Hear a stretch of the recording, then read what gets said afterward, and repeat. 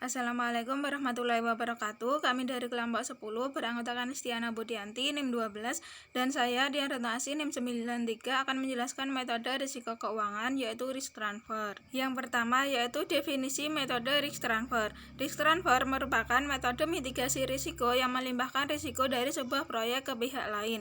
Dalam metode pemindahan risiko atau risk transfer method ini berarti bahwa seseorang atau perusahaan dapat memindahkan sebagian atau seluruh dampak kerugian yang ada jika risiko tersebut muncul kepada bahu seseorang atau perusahaan lainnya, sehingga kerugian yang muncul nantinya tidak akan mempengaruhi kegiatan atau kondisi keuangannya.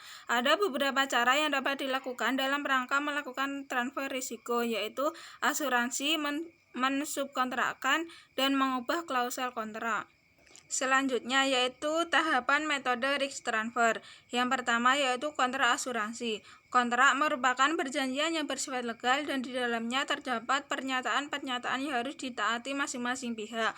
Karakteristik kontrak asuransi yaitu terdapat aleatori kontrak. Nilai kontrak bagi masing-masing pihak tidak perlu sama. Yang kedua, kondisional kontrak. Tertanggung harus melakukan tindakan tertentu dahulu sebelum penanggung melakukan kewajibannya. Yang ketiga yaitu adhesion kontrak. Segala keraguan dalam kontrak akan dijelaskan maknanya oleh drafter atau penanggung. Yang keempat ada unilateral kontrak. Hanya satu pihak yang membuat janji dan harus dipenuhi secara hukum. Tahapan metode risk transfer selanjutnya yaitu transfer risiko. Transfer risiko adalah suatu proses yang mengalihkan risiko yang telah diidentifikasi kepada pihak lain yang terlibat dalam pelaksanaan suatu proyek. Tahapan yang ketiga yaitu pembagian hasil klaim, dan tahapan keempat yaitu perhitungan premi. Jumlah premi yang harus dibayar oleh nasabah merupakan hasil perkalian antara tarif premi asuransi dengan total harga pertanggungan. Pengaplikasian metode risiko transfer pada studi kasus asuransi tanggungan gugat kapal terhadap risiko dan evenement dalam kegiatan pelayaran perdagangan melalui jalur laut.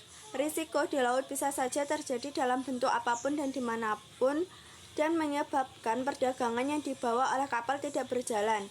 Kegiatan pelayaran perdagangan laut tidak terlepas dari berbagai risiko yang mungkin saja terjadi terhadap perdagangan maupun bisnis, baik kejadian tak terduga maupun terduga, sehingga dapat menyebabkan suatu bisnis terganggu. Risiko ini dapat menyebabkan kerugian pada perdagangan.